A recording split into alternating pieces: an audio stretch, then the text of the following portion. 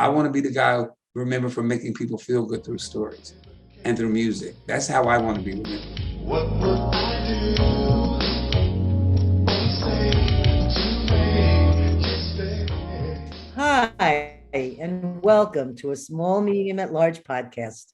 I'm your host, Gail Heisen, bringing you intimate stories that heal. We've been having I think we might be up to 20 or so shows now. And I wanted to be sure that our listeners are enjoying the diverse guests that we've had, from scientists to ghost hunters, and now to our new and very special guest, Norwood Young. Look at me. I want to tell you a little bit about our guest, Norwood Young.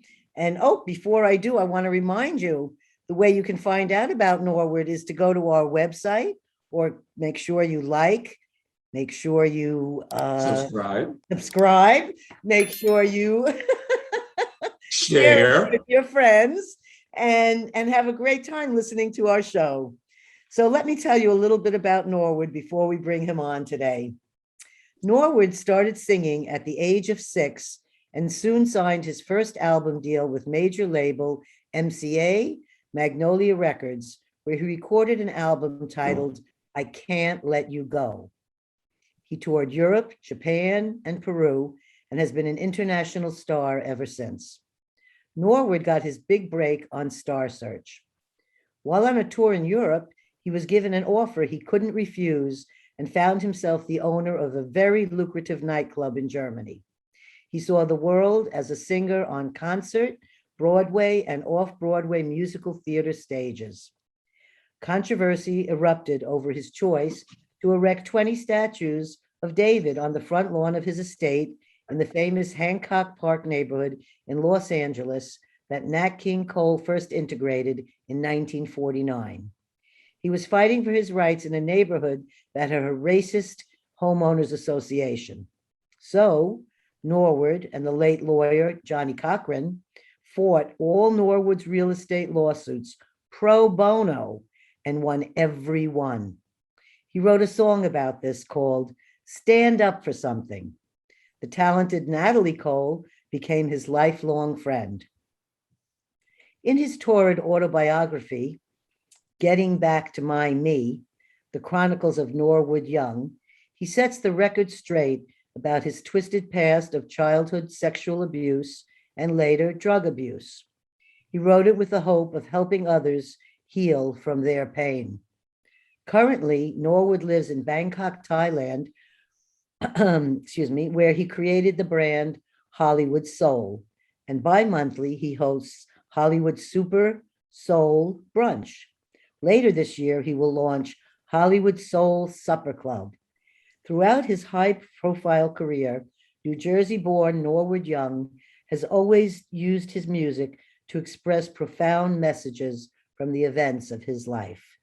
Let's welcome Norwood here today. Hi, Norwood. Hi, Gail. It's great to have you here today. Thanks for inviting me. Hey, I just finished listening to your audio book, which I highly recommend to our listeners out there. And I thoroughly enjoyed it from the beginning to the end. And I have to tell you, we've had a lot of interesting crossing paths of similar experiences. And it's like an honor for me to have you here to share these healing stories with our listeners today. Thank you. Because this is really what my podcast is about. It's about sharing stories that heal. Yes, and yes. It's with each other that the sharing of this is how we find a community of people that have had similar experiences. And when we share some of these painful and horrendous acts that have happened to us, it helps other people to be able to access theirs and to be able to let go of some of the things they've been holding on to. So I want to say that it's a brave thing to have shared all the things you have in your book, and that it was a very wonderful, loving, from the heart experience to tell your people your story. So since they haven't read your book and I have, could you start off at the beginning and tell us a little bit about your growing up childhood traumas and We don't have to spend too much time there, but I know it's the basis for what happened for healings that came forth after this. Right. Well, let me start by saying this, Gail. When I decided to tell my story, it was because of the fact that I knew that it would be the only way I could move forward in my life and in my truth, without any anger or regret. Consequently, I found that sharing had the power of healing in ways that I had no idea, you see. So it wasn't about trying to heal people, it was about healing me, because that's all I thought it was, and I didn't even know if my fans or people would be interested, but all I knew is I had to get it off my chest, right? And then consequently, what happened is the healing began, and I began to get loads and loads of mail, and people would see me on the street, and I'd go, oh my God. So then that prompted me to want to tell my story, because I realized that at that moment that it had a responsibility, I grew up in southern New Jersey. My mother was the research scientist for Johnson & Johnson and a botanist. And my father was a zone cost analyst at IBM. In fact, he was the first Afro-American zone cost analyst. And my mother was the first African-American research scientist at Johnson & Johnson. So I came from good stock. I came from, I guess, a picture perfect looking family, mother and father, 2 siblings, great home, huge home, the whole 9. Everything seemingly was okay. And then I was additionally very close to my entire family, which was a huge offspring on my mother's side. My father's side lived in Pittsburgh, Pennsylvania, so I didn't see them that often. But my mom's side, everybody lived in maybe less than a 3-mile perimeter of each other. So holidays and birthdays, and we would take family trips to Atlanta, Georgia, or Walt Disney World. We either take bus rides or flights or whatever. And there was one cousin who was closer to my age, but he was older. And he was an athlete, and everybody loved him, and this, that, and the other. And like when we would go to family trips and what have you, we share hotel rooms or whatever with one person or 2 people, whatever. So they put him and myself in the same room. Yeah. What they didn't know is that prior to our trips, he was molesting and raping me since 6 years old. Right. So, and in horrific matters. And when if your audience chooses to read the book, I won't have to read that graphic, but it got to a point where I had to lie about being a vegetarian, which I was at the time at 15 when this happened, and lie and say that the roughage scraped my colon and I was getting rectal bleeding from that, which was actually not. It was from the continuous rapes that were going on. And I had to go to the hospital, be stitched. It was just a lot. It's in the book. It was a lot. I in turn put an end to the abuse myself by a violent act. It's in the book. And it freed me to a certain extent, I thought. I stopped the physical actions of abuse. However, the underlying current or the damage was just beginning to take place once I stopped the violence. This is one of my first questions. Yes. What was it what was the point? Was there a voice in your head? Where did the strength, the inner strength to stop this abuse come from inside of you? How did you do that? Well, let me say this. I to this day think that, no, to this day, I know that I'm insane, because a part of me had to be nuts. But I really think that I think it was my guides. I think it was my spirit guides and something other than me that gave me strength to say, we're not doing this anymore. Exactly. Yeah, because myself, the one who wasn't telling because I was so sensitive to the fact that this was my mother's sister's son, My mother and her sister were like this, you know. And I did not want to, and my whole family's like this. So I didn't want to carry the burden of being the one who broke up my family or started a whole bunch of stuff with this Drama. family. You know what I'm saying? So yeah. So I definitely believe it was my guides that said, we're not doing this anymore, and we're going to give you the strength to do it, because yeah, you And know. when So you're the sick, non-believer would say that I had a fit of rage and snapped. That's what the non-believer would say, you know. But I definitely know that I had some help, you know. that was my feeling, that your inner strength came from a place that gave you the strength that I call the invisible, or some people call angels or God, or whatever the word is. All of the above. Yes. And I'm not going to go into my life, but I have experienced sexual and molestations as a young child like you. So when I was reading your story, even though I know both of us have healed from this, it Mhm. still resurfaced a lot of emotion for me Mhm. reading it. Mhm. And Mhm. the most thing that I got out of it was I couldn't understand. I had never really thought about why didn't you tell your parents? And I was listening to you saying how the fear and the things of the way that the molesting person, or in your case, the cousin, the way they manipulated the things was an innocent young mind. And that's why this kept going on. I said to myself, oh, I can start feeling a little free now after reading what he said here, because my father used to tell me that those things happened to me because it was my karma and I brought it on, and I was sexual when I was 7, you know? I know that that's not true, but I was taking the other people's information, which was not good guidance about what really happened there. So I carried on this sort of guilt and shame for all these years, like somehow I had brought this on. And it sounds Yeah. like for you, it was a similar, I also, until you said this, I had thought that my bedwetting had to do with other traumas that had happened as a child. But exactly when my bedwetting started was when the first molesting, actually was an attempted rape when I was 7 by a neighbor. That's when it all happened. So I just want to say that even right now, presently, to a 66-year-old lady, your words helped do some healing for me also. Thank you. Thank you. Well, you see, that is, like I said, I stopped the physical abuse, but the damage was still occurring mentally. Yes. You see, although I stopped that act, there's a whole nother many years long situations that were occurring that I needed to also put a stop to, that I needed to address, that I didn't.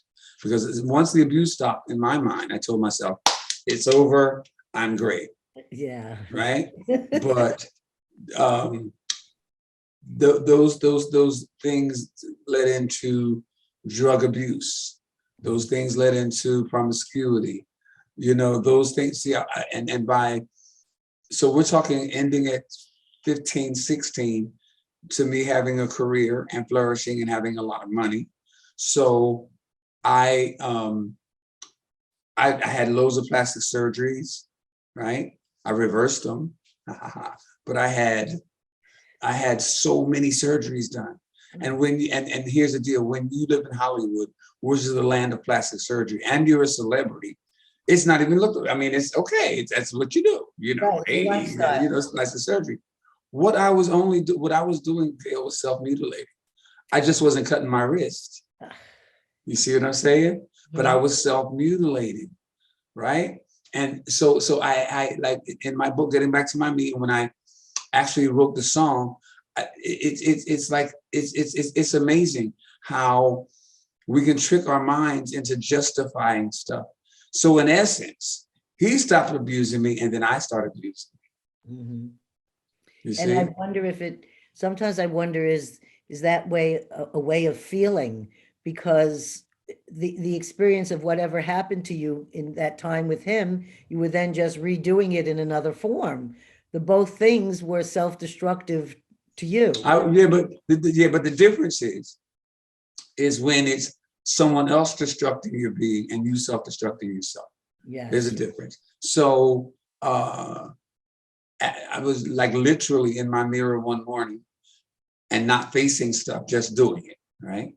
And I was literally in my mirror one morning because prior to that, an older gentleman and his child were walking past me, and the child said, "Wow, you're scary." And the father moved the son away from, hit me real fast or whatever. But the father wasn't, in my mind, removing the son because the son was out of line, but because I was scary. Oh. So then I went home and I looked in the mirror and I really just stared at myself. And I began to weep. I said, "What have you done to yourself? What have you done to yourself?" And then I started the journey of reconstructive surgeries and this, that, and the other, and therapy and God. And then I realized that all this stuff that I was doing was masking, not dealing with the issue, which is why I had to write the book. Because when I wrote the book and I committed to writing the book is when I sat down with my mom, who's my best friend, and my sisters and some of my family members and said, "Listen, this is getting ready to come out. This is getting ready to be all over the news and this, that, and the other through your book tour.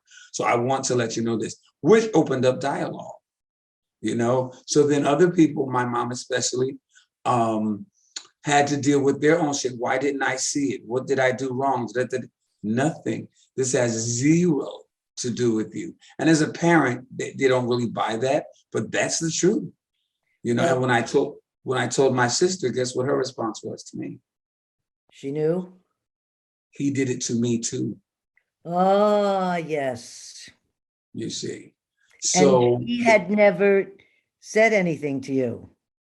no. Okay, that's exactly what happened in my family. And Yeah. for any of our listeners out there, you might check if it has happened in your family, because my molestation was with a Hindu monk who was living with us because we were living in a vegan commune, and he was our babysitter.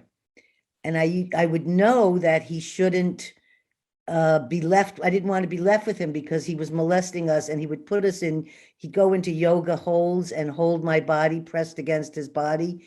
And I guess he was probably jerking off on me. I'm not, I was 7. It's not like I knew what was really going on. Right. But he was considered the spiritual guy in the house.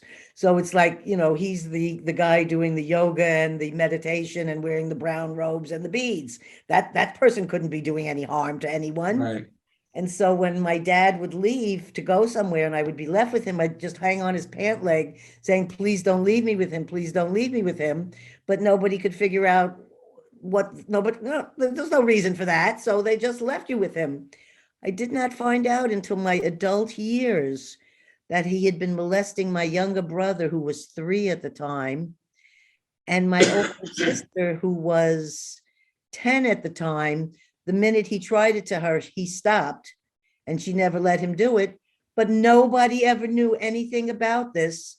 And even in my adult years, nobody said anything till finally I said, "Did anything happen to any of you? And that's when they finally offered up some information. I'm not sure why these things are kept secret, but it's so important for the families to share what's happened, because usually if there's a family with kids and it's happened to one, there might have been other ones in there that family member or spiritual person might have approached. Yeah. Well, it's odd that you bring up the not why we don't tell. There are many facets. Some are that we internalize these things and we think there's something that we've done. We think that, because for me, for years, I thought I was just this overly sexual kid, Then in some cases we get the good old threats. If you tell us, I'm going to kill your family, which my Right. cousin told me. If you tell, Right. So there are many reasons. Mine was, in addition to the threats from him, mine was because I'm such an empath. Mine was, again, not wanting to disband my picture perfect family. Mhm. And when my aunt died, I said, "That's it." Now here's the odd thing. Excuse me. The odd thing is this. My rape and molestation began at 6 years old until I'm 15, 16. And I dealt with it from 16 to 22, 23. Just doing the plastic surgery, doing all the drugs I could, and sleeping with everybody I could, and doing the sex, drugs, and rock and roll thing, right? And it wasn't until I was watching an episode of Oprah Winfrey, and they were talking about sexual molestation and abuse amongst young children and this, that, and the other.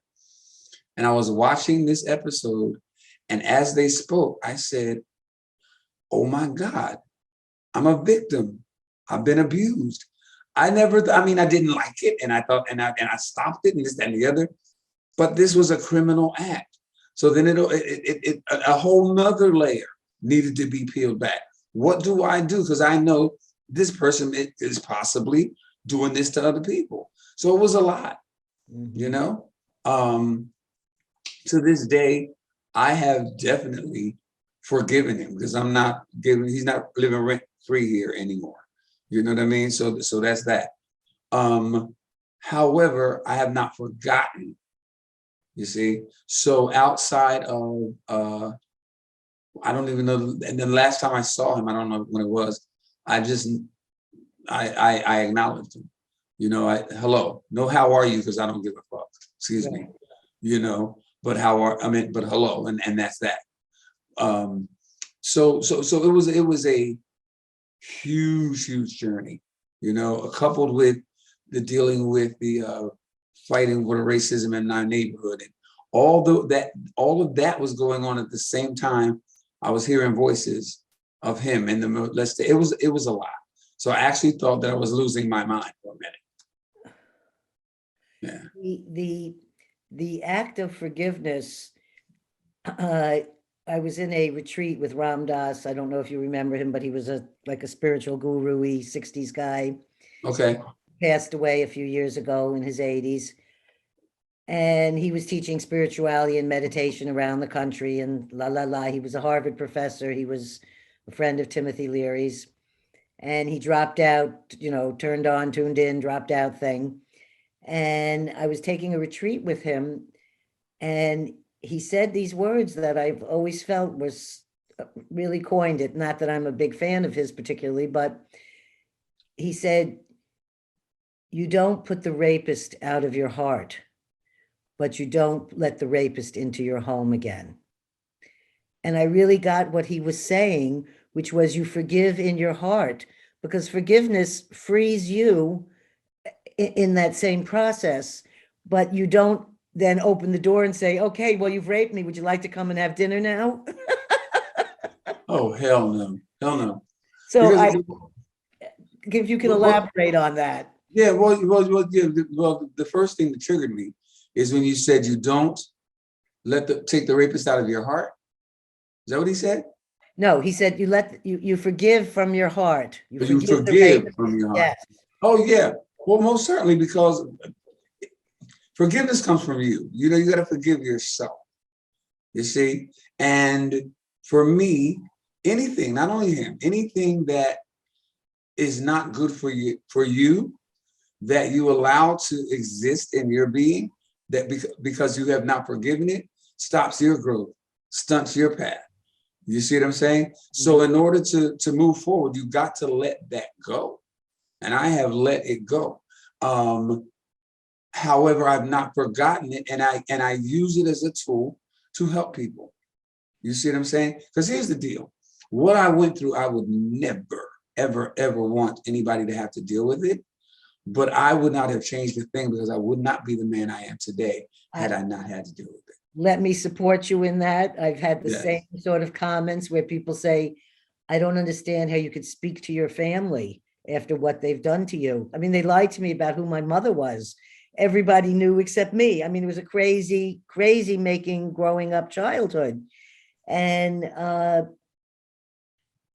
my father was crazed about veganism and would beat me for eating an ice cream. I mean, it was a lot of stuff for a young child to try to even make sense of. That was all going on at the same time with the molestings and the rapings. And just like you're saying with this, it's like too much, but it's all coming that way. But I always tell them, I have never felt hatred or any of those kind of feelings I never did then when the persons did those things to me, and I don't to this day. And it's not anything to do with denial. It's just the makeup of who I am. That's not how I operate. To me, it's over. I forgive the persons. And in the cases of my family, there's been nothing but love and healing. And Right. that's been a very beautiful experience. And it makes us who we are today. And I Right. wouldn't change a minute of any of the things that happened. My family is still extremely close, right? My aunts and my whatever, those that are Is still your alive. mom still alive? Oh yeah, very, And very much so. how I mean, I'm in love with her, and I don't know. I said I wish she was my mother. Yeah, How old is she now? 82. 82. Well, at the And end she's of our talk later, I always give my guests the gift of my homemade banana nut bread and my jellies and jams. And I realized I couldn't send it to Bangkok, so I'd like to send it to your mother, and maybe she would get to enjoy and appreciate it, or she can hold it till you come for a visit. I gotta figure that shit out there. Hold on.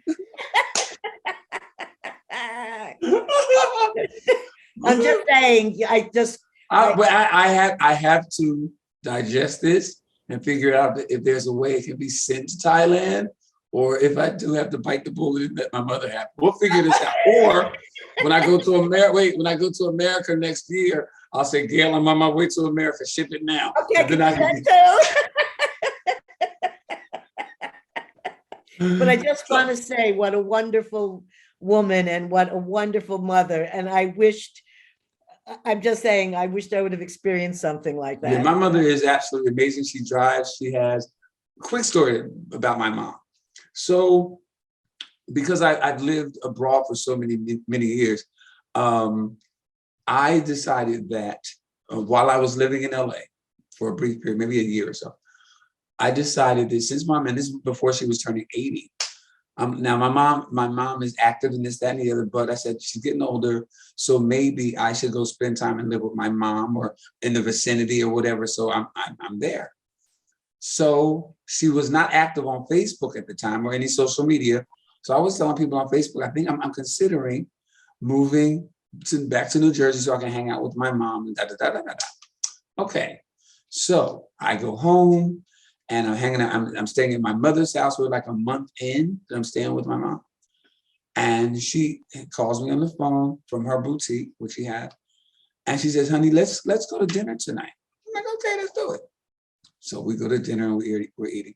She said, "The reason I wanted to have dinner with you in this restaurant, because mind you, I'm staying at her house, so it's really beautiful, whatever. So we had to do a thing. So we're doing this thing." And she said, "So the reason I brought you out tonight is because I want to discuss something with you." She says, "Mommy loves you from the bottom of her heart. You are her favorite son." I'm her only son. You are her favorite, you are her favorite son, but I have to tell you something. She says, "Mommy has a boutique. Mommy is the minister of music at her church. Mommy has a man. Mommy has no time to babysit you." I was like, "What?" I'm getting ready to change my whole life. And my mom said, "Not here." I love this woman even more. I put my tail between my legs and left the next week. I'm like, "Okay, I'm out." And Gail, that's the same woman at 82. Drives herself. Listen, if you want to see my mother, she does a live broadcast from her boutique, Betty's Pop-Up Shop Live, on Facebook every week. I don't know how she does it. It's just, yeah. She says, "Mommy has no time to babysit." Like, oh, imagine, So that's the type of love that I didn't want to disrupt. You see what I'm saying? Going back to the other stuff. Yeah, I also want to say the support of your father. What a wonderful human Oh being. yeah. That all his children, he just wanted to follow their dream. Yep. That didn't push you into being an accountant or some, bread and Well, he butter wanted me to be a job. football player until I took the pass and threw it to the team that I was supposed to be against. My He said, husband "Nope." relates to that. No, that's not his calling. No. So, but he supported you in your dream Music. of singing. Yes, And yes, yes. singing, if you could talk to our audience a little bit about what singing and music has done for you in your life and where you're at with it at present today. Okay, well, as you said in the bio, I grew up singing in church at 6, that age. And I had my first recording deal at 16. And then I did a little show in America called Star Search, which was the original Voice and America's Got Talent. And that was the original American Idol. Was that Star in the Search. 80s? Was that Star Search was the 80s. 80s? Star Search was the 80s. You can see actually on YouTube.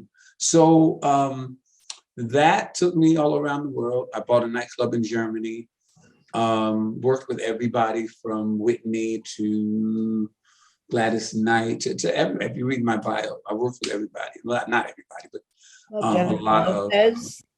of. I say Jennifer Lopez. That's I got fired from Jennifer Lopez's gig. She didn't know I got fired, but they can read the book. Funny, funny stuff. We'd be on here forever. That story is hilarious. yes. Yeah. So currently I live in Bangkok and I'm about to open up Hollywood Soul Supper Club. And currently I have Hollywood Soul, Super Soul Sunday brunches.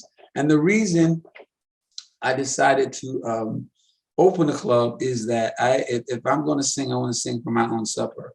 I don't want, yeah.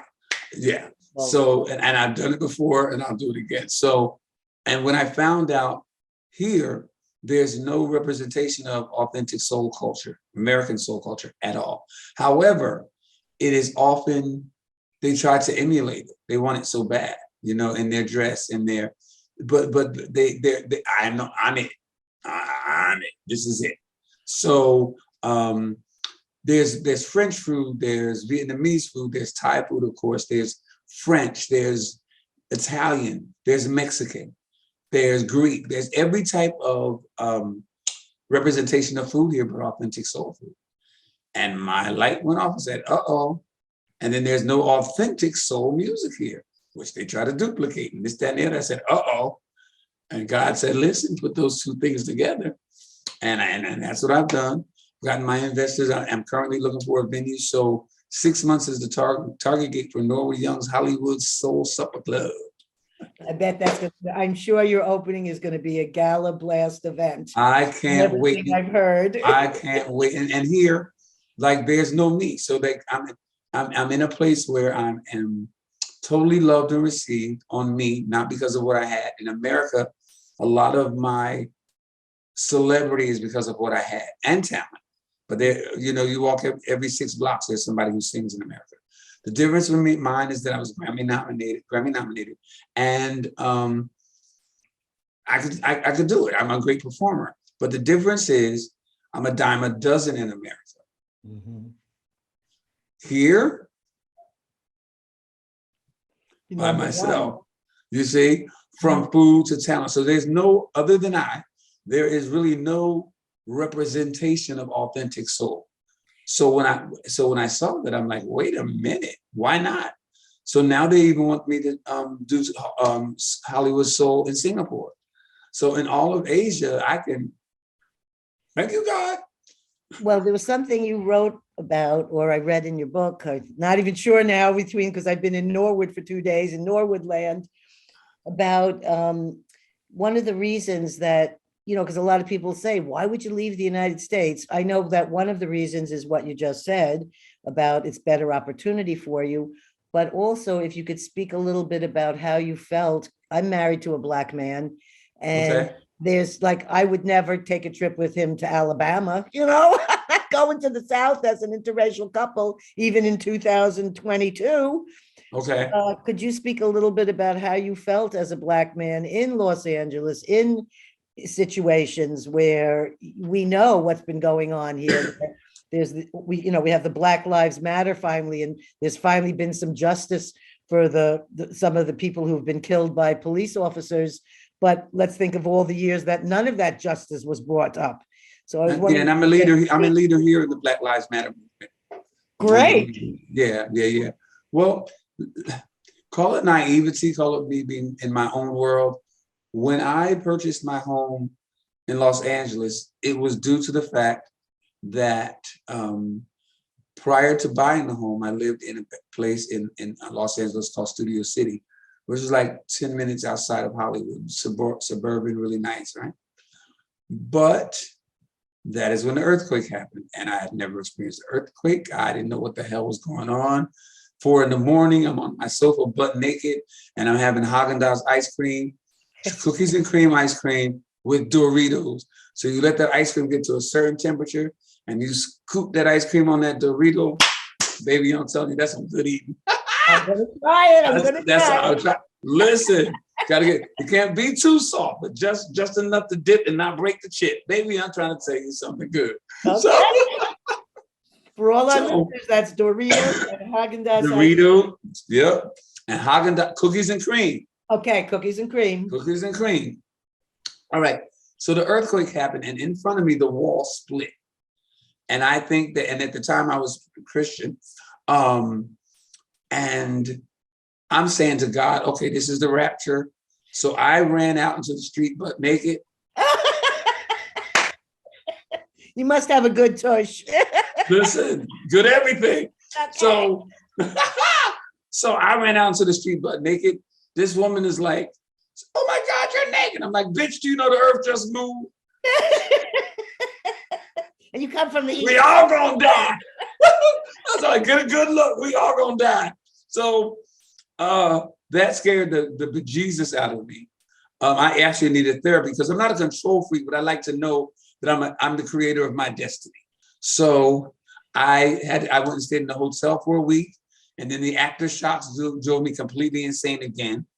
So I said, okay, I'm not living up on those damn hills ever again. That's a wrap.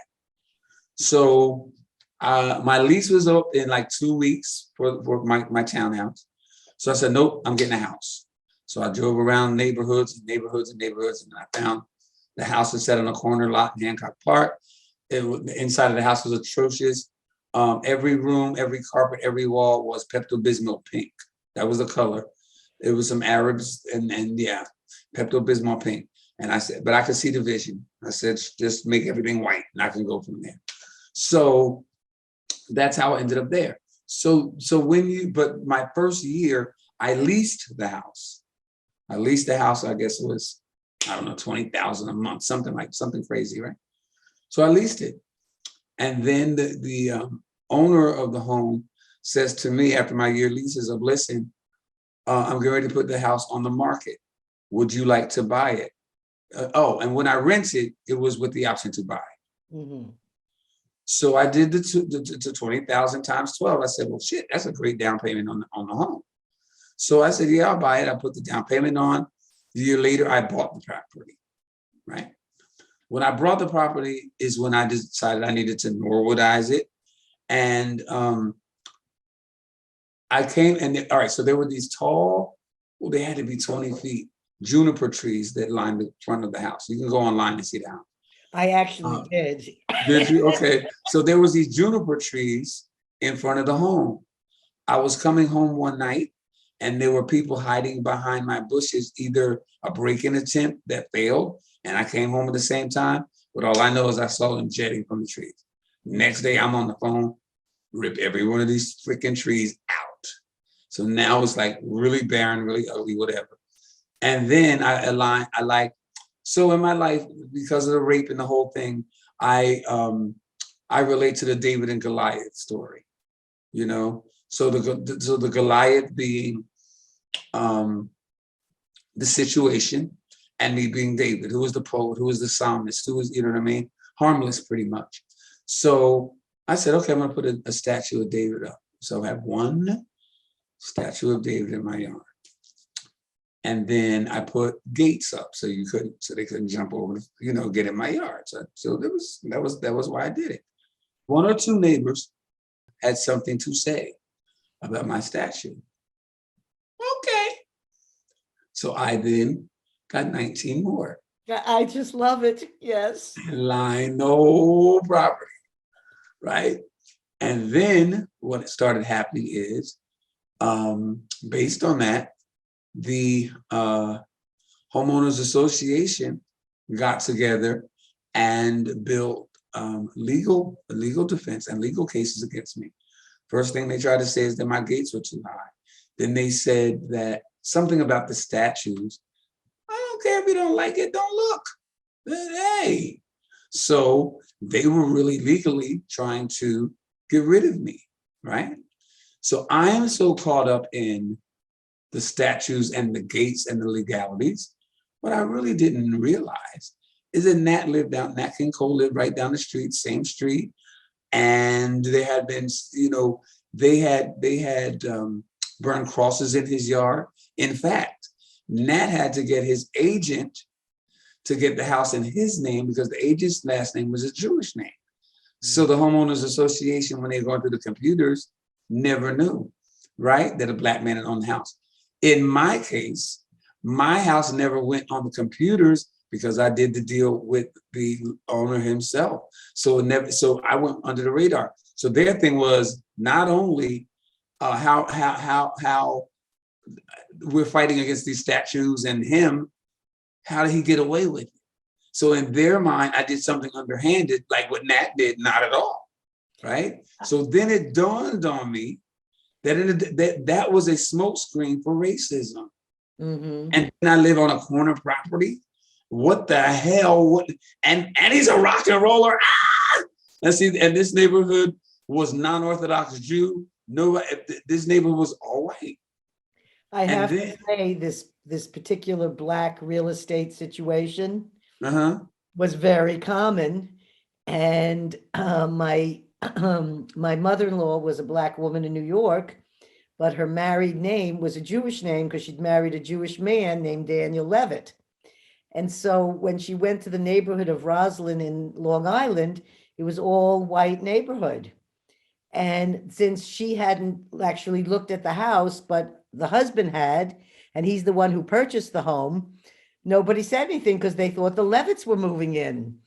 As soon as they saw that a Black woman with interracial children was moving into the house, they said that people put their homes up for sale immediately in the neighborhood because they were not going to live next to an interracial couples and their family. And yet she kept her yard and home more magnificently than any of them did there.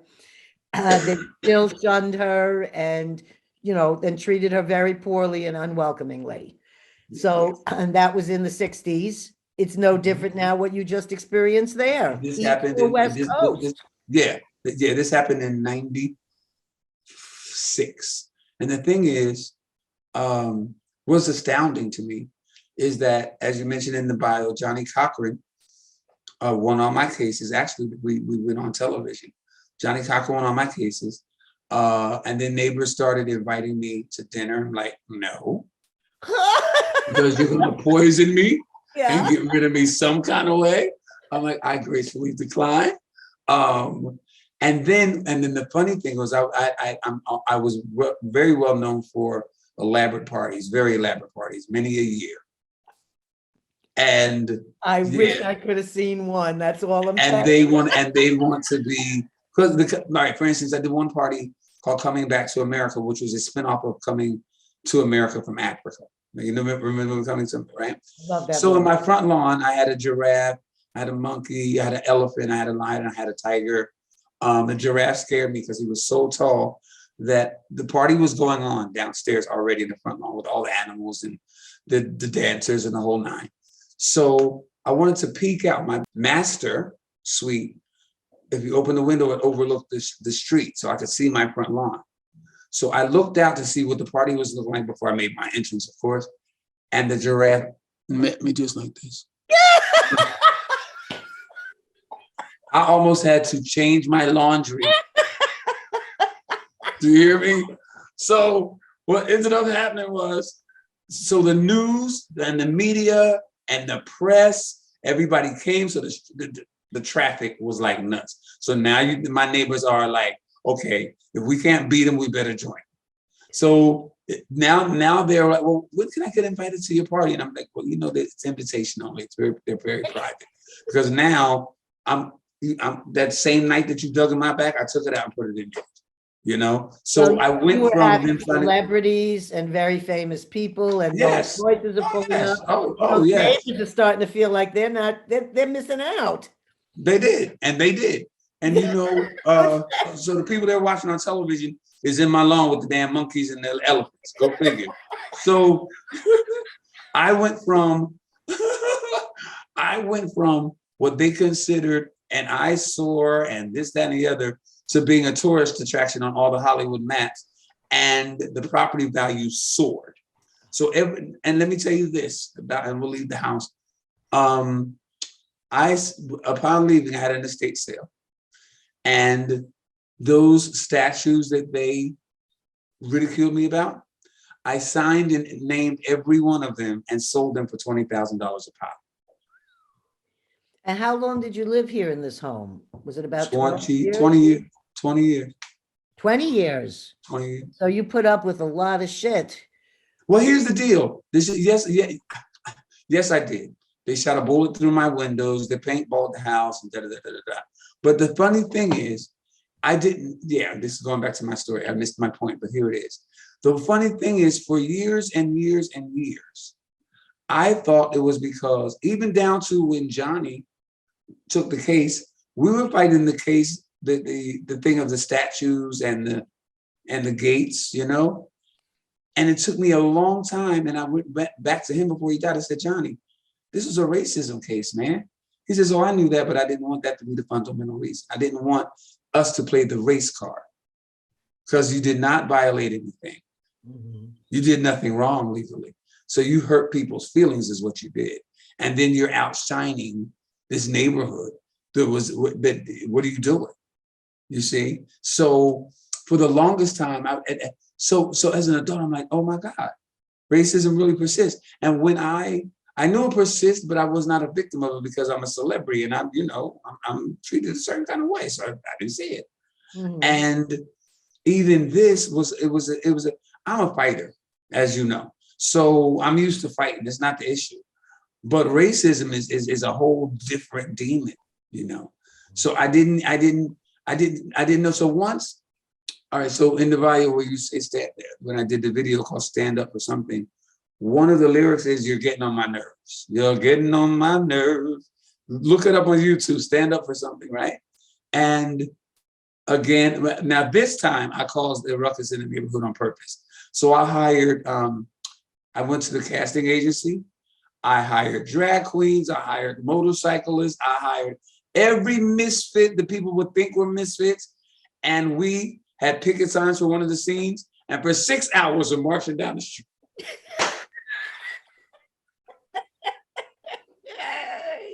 Don't mess with Norwood. Oh my! Now that you ruffle my feather, baby, let's go. Let's go. Oh. So this brings me to something that I really want to talk about now. Which Yes. you're doing such. I wanted to find out how it's going now, but listening to the story about how you went to a spot in Los Angeles where you saw, you're sitting there hanging out with all these famous celebrities and movie stars and walking down the red carpet.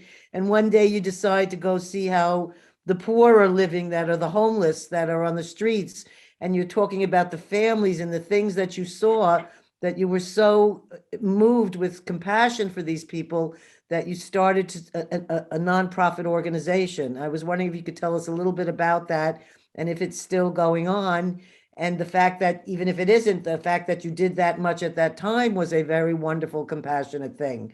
I was wondering if Yes. you could share that. Yes. I always thought Hollywood was full of phonies. And I kept thinking, I'm not going to get invited to any fancy Hollywood party with famous people because they would never want to talk to a common, regular person. All right, let me say this to you. My mother and my father raised me with two things.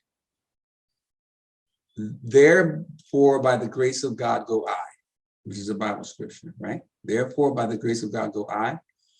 And the other thing is, you do unto others as you have them do unto you. Yes. They always taught me that I was no better than anybody and nobody was any better than me. So I was driving through and I saw whew, people eating out of the garbage cans and just I saw unnecessary stuff. So I began to research what happens with the food. What happens with the food after there are huge weddings, after there are huge bat mitzvahs, after there are huge parties, after there are huge award ceremonies. What happens to this food? So after I inquired, everybody's response was, oh, it's not legal and this, that, and the other, and the blah, blah, blah. So at that point, I'm thinking, well, and I guess I got to go through my senator and whatever, my congressman, because this shit is bullshit.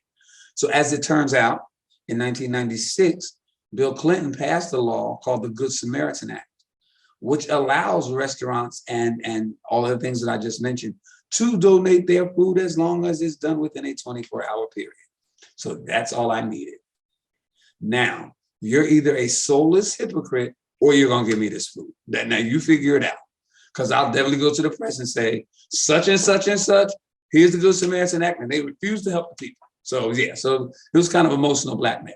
So what I did is I started a foundation called Feed His People, Feed God's People, Feed His People. And I got some partners, Taco Bell, Coffee Bean, a couple party planners, and I got some volunteers, right? Because at the time, when I first started, we weren't 50c3, but I was not gonna let people get hungry again because of some damn paperwork. So I said, we don't have paperwork yet. I ended up getting it, but I said, we don't have paperwork, but who has a heart here? If you have a window open between 5 and 8, here's what I need you to do. They're getting ready to dump the food out. I'm going to arrange that they don't dump the food, that they give it to you. You're my representative. The volunteers will go to these places, pick up the food, and drop it at the local shelters. So I could tell people, if you go to such and such shelter at a certain time, there's some McDonald's there, there's some Taco Bell there, there's some this, there's some that there. So upon further research, we throw in America 500 tons of food monthly. Oh, God, that's horrifying. Oh, I'm saying there are people starving all over here. starving. Oh, not to shamelessly. In a rich country. This is not a third world country. I wrote a song that's also on YouTube called Feed His People. And it was in the midst of witnessing what I did. And then when I lived there, I would go to the shelters and feed the people and sit down and just talk. Because here's the deal. Everybody has a story. Mm. Everybody has a story of abandonment or abuse or this or that. And I was always curious with, how did you end up here? And I met some of the greatest singers in my life. Wow. On that stroll. It was just, because I would tell them, well, I'm a singer to that. Oh, I sing too. So I say, sing for me. Oh my God. Oh my God. So it's like life deals us certain hands, but sometimes we have to be responsible for lending a hand. You see? So that's how Feed His People started. For any listeners, they can Google Bill Clinton's Good Samaritan Act. So if they go to a restaurant and the owner of the restaurant may not even know, just show them the paper. Listen, this is legal. You can do this. It's also the ones where it's catering. They're getting high quality food. It's not Taco Bell. They're getting a real piece of steak, a real, fresh made mashed potatoes, not from a box. Well, here's the deal. Food is going to but the deal, but that without a doubt. But the deal with that is that they are lesser than fast food that's turning out food every day. Right. You see what I'm saying? So you might get 5 or 6 parties a month, right? From the catering stuff. Right. But in what I wanted to do, my next idea was to go from LA to Vegas, because Vegas has all the casinos and all the buffets every day, which is high quality food. But I got a gig and I had to leave America. But yeah. So the other reason I left America though was because as a Black man, and your husband can attest to it, I'm a guy that is motivated and fueled by positive energy. That's what makes me tick. It's positivity, and people say that's so cliche. No, it's not. So not me per se, but all of my Black brothers and my Black sisters, because they are mothers of my Black brothers, are living in fear every day, are living under high anxieties every day. And they're walking around tense because they can't exhale, because they don't know if their child is coming home. I just had to selfishly remove myself from that environment because I could not exist. My first requirement that is mandatory is that I be happy in this lifetime. So if I'm going to be true to that, I can't be in this environment. So when I left, I had to, basically just being true to myself. I had to sell the house. I had to get rid of stuff because the stuff was overriding my heart, which is my music. It is my gift. So I remember it as clear as day. Every artist or celeb loves when they're on the cover of a magazine. I finally got a cover, and they came over to do the interview, and I'm getting this cover, and I'm gonna promote my new album and my new video. This is great. Boom, boom, boom. And the article and I talk about it, and the article comes out. I'm on the cover with a crown on my head, and I read the article, and the article is all about stuff. And the last paragraph says, "Oh, he has new music coming out next year."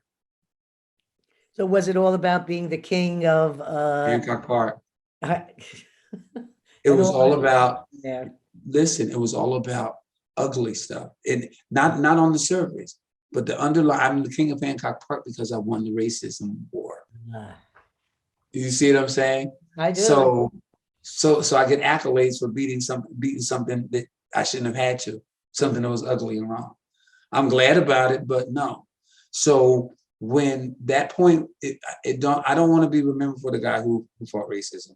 I want to be the guy remembered for making people feel good through stories and through music. That's how I want to be remembered. So that was not going to change unless I made the change. So that is when I consciously decided to give up everything and go somewhere where they knew nothing about that. And all they would know is my voice. And that is what Thailand has provided me. But the other side of it too is that I didn't have to deal with the darkness that America creates, and people have to make the best of it, which is sad. They have to make the best of it. Oh no, I don't want to drive right down that neighborhood because I don't want to go to Alabama with my Black husband because My husband got caught peeing on the side of the road and the guns were out. And I'm lucky that he's here, to today. But it could have been, if that cop had been one of these other kind of cops, they could have shot him right then and there and said his penis was a gun. We didn't know. Yeah, I mean, bang, bang. I'm not Black, so I don't know what that is. Right. I know what that is from seeing it through my husband. I did not want my everyday to be about how I was going to manipulate my being so it was not offensive to other cultures. I have to manipulate what I say, how I feel, because I could be in danger. That is no way to live. And I took the selfish route because I only live once. And now I'm in a place where I'm appreciated and loved for my color. That's not selfish. And the fact that you're sharing yourself with just another part of the world. One second. Okay. Hear it? Phoenix, stop. I'm going to close the door. Excuse me. Okay. No. Oh, okay. Yeah. So, Gail, yeah, I had to think about myself. What happened? You good? Well, it's just that there's so many more topics that I want to discuss with Come you. on. I just have to bring up a couple of these. Okay. Because I'm so impressed, but I keep telling you how there's so many things we have in common. Uh-huh. I know it seems unusual, but Okay. your lifestyle was very different than my lifestyle. But the couple of topics I want to make sure if we can fit in was one, the I Love Lucy. to the fasting. And I want to see if we can get in a tiny little bit about the Scientology, because I loved your input on that. I have to say, and I don't know if it was the same for you, but the I Love Lucy show brought me during my times of abuse and trauma and whatever depressions or places that put me in. I Love Lucy was my savior. And that show always Oh. brought me so much. I have an ornament on my tree here of Lucy hanging. I have An ornament, that's little stuff. You Oh, gotta have the well. lunch boxes, you gotta have the dolls, you gotta have the puppets, you gotta have the books. God, you're a little, yeah. So I'm An just a ornament. little Lucy An collector. ornament, oh, please. I did stand in front of her house and my daughter wouldn't let me knock on the door. And I said, but she's getting ready for the Academy Awards. And I know she's in the house. I just want to tell her how much I love her. And my sister said, she's famous. And my daughter, she's famous. You cannot do that. You're not allowed to go in there, Ma.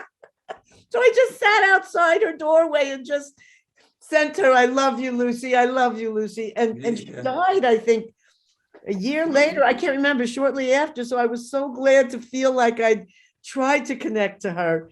So I was wondering if you could just tell me, just in a couple minutes, just what your I Love Lucy was about. And about your room. Well, see, what I didn't, all right, so I have two sisters, and every day, my mom and my dad work 30 minutes away. And luckily enough, the two I Love Lucy episodes came on from 3 to 4. So from 3 to 4 was I Love Lucy time. And I know every word. I have two episodes that I wasn't that crazy about. Remember when Lucy and Ethel and Fred and Ricky, they went to Scotland and they were singing the song with the pipe? Yes. That wasn't one of my favorites. And there's just two. But every other one, I know every word, every dialogue. You do not want to sit in a room with me with any I Love Lucy's. And I have, like I said, I have lunch boxes, I have the dolls, I have a Lucille, I Love Lucy shrine. That's I wish it me was right here. photoshopped in on the grape stomping episode. Oh That's my oldest God. girlfriend in the garden. Listen, and Lucy was just, and still is, all right.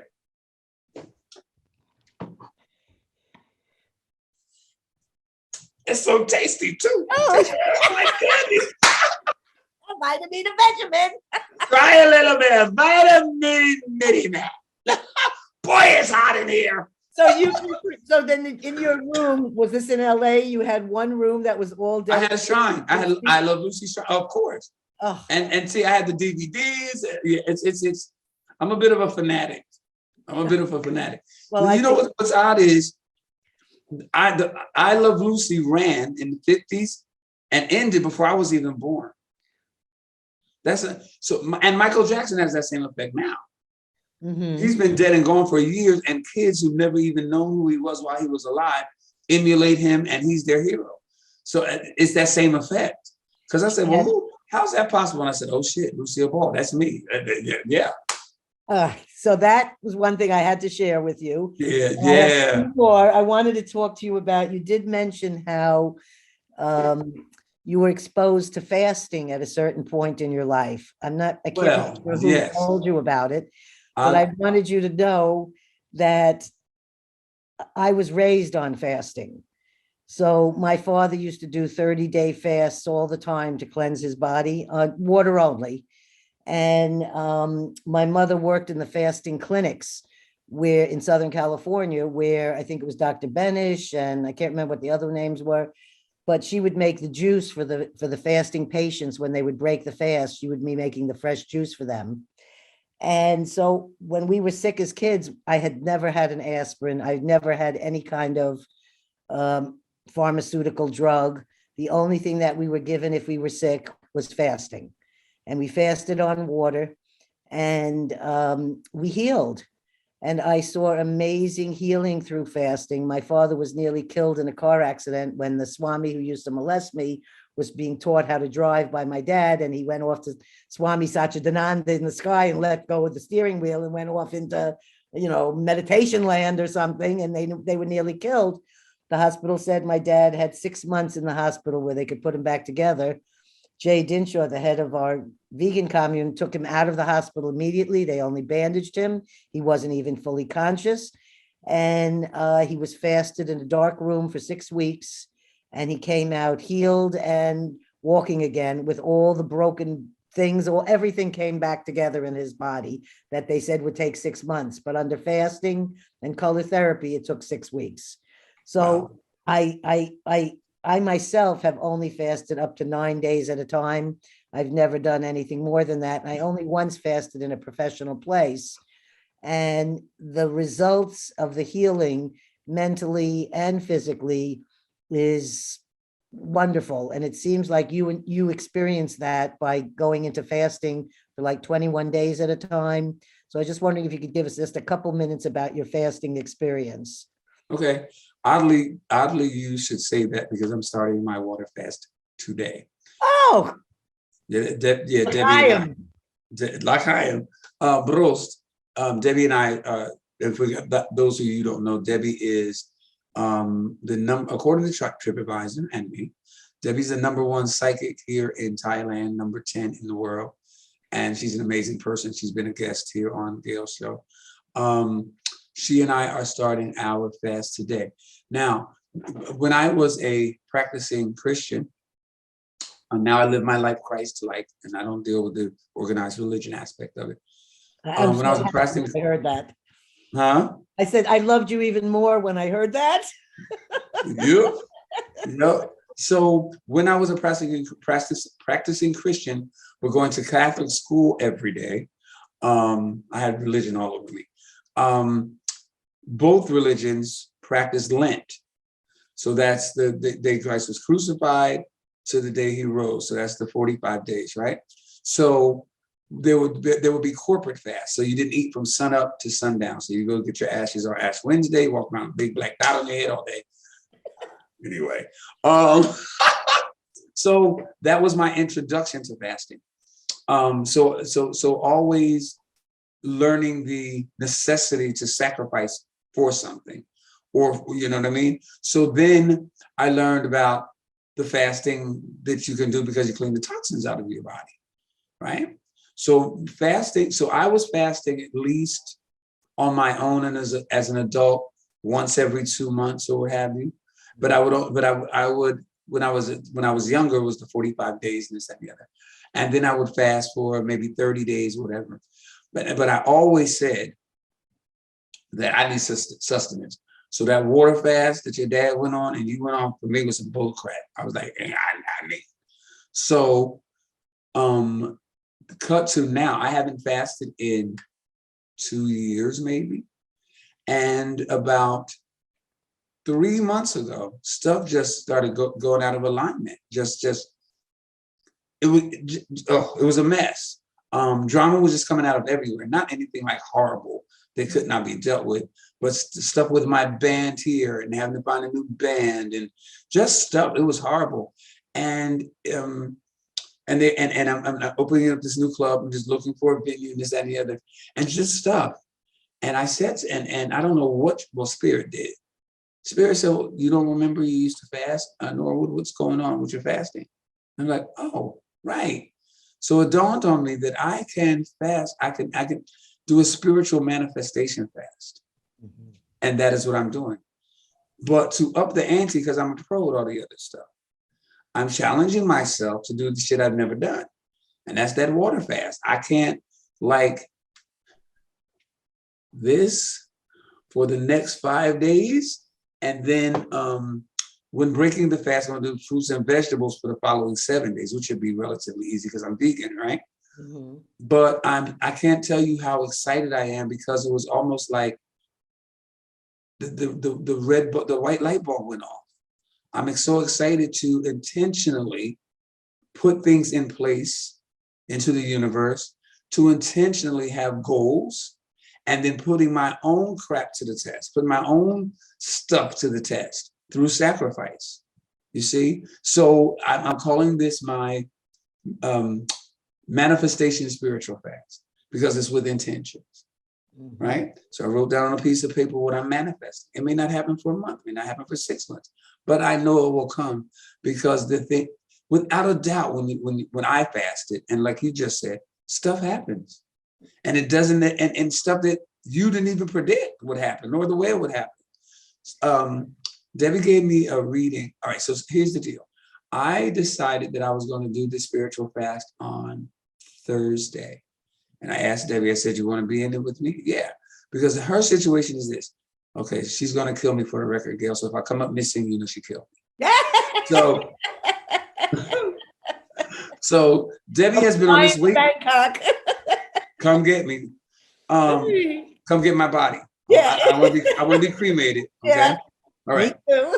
Yeah, cremated. So Debbie has been on this weight loss journey forever. Like, and nothing is working. Like, but there's nothing wrong with it as far as I'm concerned, but whatever. So as long as, because she sings background for me, so as long as she can fit them gowns, I don't care. She's fitting them. So so she's been on this weight loss journey and very frustrated about it and this, that, and the other. And I came in on that Friday and I said, Debbie, you and I are both stupid. And she says, what do you mean? I said, when things don't work in our life and we're not in alignment, what do? Fast? Yes. So why are we not fasting and manifesting weight loss? Why are we using our ego? Take it to powers that are not, that we can't touch. And she's like, oh my God. You know, so the power of fasting is so amazing. And I've been so excited to get, I hate to say it, but I'm spoiled, to get what I want because I'm sacrificing. You see what I'm saying? So fasting is an amazing, amazing thing. I've never done this water thing, Gail. You've done it. Mm-hmm. Tell me I know this is your interview, but can you tell me real quickly what I need to do mentally and prepare myself? I can. Okay. And unfortunately, when I as I said, through my, I'm not into the vegan life because I did it in the early 60s. And it doesn't represent anything good for you either. No, for me, I need to have the everythings. But can I stop you? What's that? Can I stop you? So what happens is that now I was diagnosed with diabetes, and so I can't fast on water now. And that really saddens me.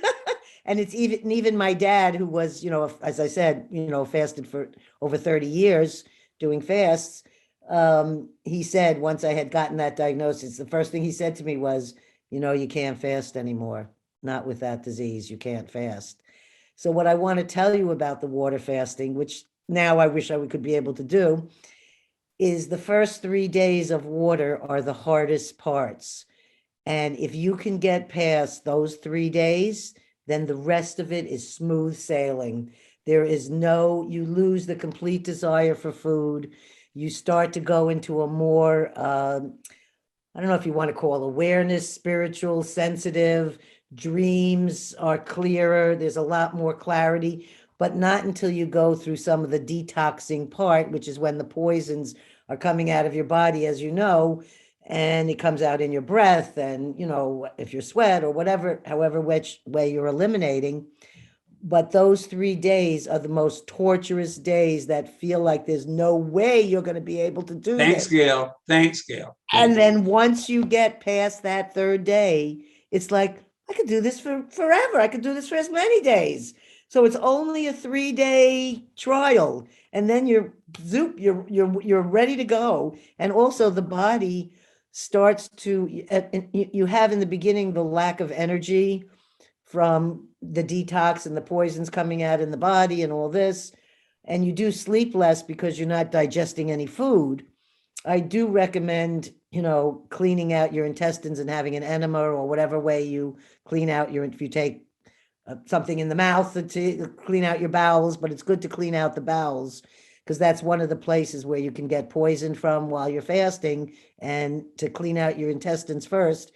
I believe is a good thing. Some fasting places don't do that. They don't want you to do it. Because they said it dehydrates you. Well, I'll have to tell you, I snuck my enema when I went to the place. It said no enemas, but I had it in my suitcase. Oh gosh, hilarious. I'm just like you. So, Hilarious. and just saying, and the powerful feeling you have of connection, and the, you know, your smell becomes stronger. You can smell everything then, you know. So I'm just saying, and 3 days passes very fast if you don't focus Well, on I'm it. only doing 5, Gail. So 3. Gail, all right, let me say this to you. I was expecting you to be a little more encouraging. Oh, are you? And Oh, that's no, those first 3 days are horrible. well, it's true. Listen, I'm calling on every guardian angel, all my spirit guides. I'm even doing what the Muslims do, praying 5 times a day with the water. Ma'am, I'm praying, I'm doing everything I need to do. You will be able to do it. You are a strong individual who's foraged through so much stuff, whether it was racism or abuse or the Hollywood fame that really they're not your friends. I'm Right. just saying, you've come through all this. A little water for 3 days is not going to be anything. You're going to sail right on in. That's what I was looking for, It's Gail. just that on your 5th day, you might say, I don't know if I want to eat yet. I might I want to am such a go. foodie. I'm such a foodie. I can't imagine. This last one, and then we can end on it. But Okay. I was wondering, in just a minute or 2 minutes, can you describe what you learned when you were trying to be inadvertently brought into the Church of Scientology? I thought what you learned about what was really happening was really such a, should be shared for people so that they Okay, understand Gail, sometimes. Yeah. Gail. I think that this is going to have to be our cliffhanger because this is big. But Yes. chapter Your cliffhanger. chapter 19 of my book is called Science or Satan, right? Very nice. And chapter 19 is called Science or Satan, where I talk about Scientology. It's a doozy. So why don't we go on to another topic, and when you invite me back, we'll talk about we'll talk Scientology. about that. I'm open with Scientology. We're going to have another show For because sure. you're now about at the same as my scientists. When I interviewed them, we ended up having to go longer because there was too much to say. Yeah. So we're at the same spot. But what I would love to ask you was, did you ever get a chance to personally thank Oprah for the fact that her show helped you change your life? Yes, I did. So Oprah had a guest on her show named Corinne Steffens. That's a whole nother topic. Oh, that's where it came from. Okay. Corinne was my friend at the time. She asked me to help her at the last minute, fly to Chicago, do her hair, makeup, blah, blah, blah. So I did. And I had already been friends with Andre and who was doing her makeup at the time? Oh, and Reggie Wells, hair and makeup artist there. So I got a chance to briefly thank her for opening my eyes in that platform. And she was like, oh my God. And I said, yeah, I didn't know. And I'm in my 20s. And I didn't realize that the abuse was actually a criminal act. And I also didn't realize that the abusers were mental. Mhm. You see? And it's pedophilia. It's an illness. So I didn't have, so, and that opened up a whole nother can of worms for me once I realized that aspect of it, and we'll talk about it next time. But although I confronted my abuser, never once did they apologize. Never once, which even is a little scary because are you not remorseful at all? That's scary. And I think that's where we have to have the compassion that those persons are not fully whole inside. Nope. And that's where the forgiveness comes. And we wish them that, that they, that it's that their life will somehow take them away from the horrors that they do. And I agree, and I can understand because I told my cousin, I said, I'm sure, and this was years after I got my revenge. I said, I don't know where you feel about this or where you are now, but I want you to know, I forgive you and thank you. He said, thank you. I said, look at you. Look at me. I wouldn't be who I am today had it not been for you. And I thank you.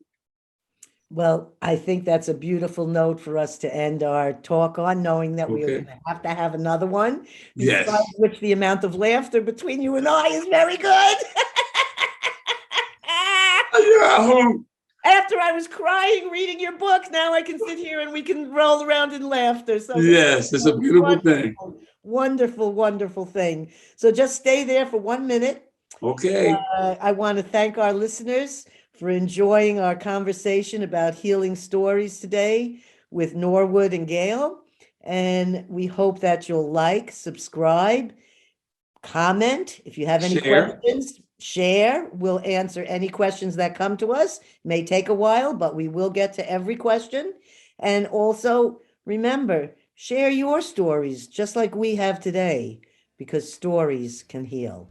And thank you. And thank you, Norwood. Thank you, Gail. It's been such a Wonderful. pleasure. It's Thank you. really a pleasure. Yeah. and less technology.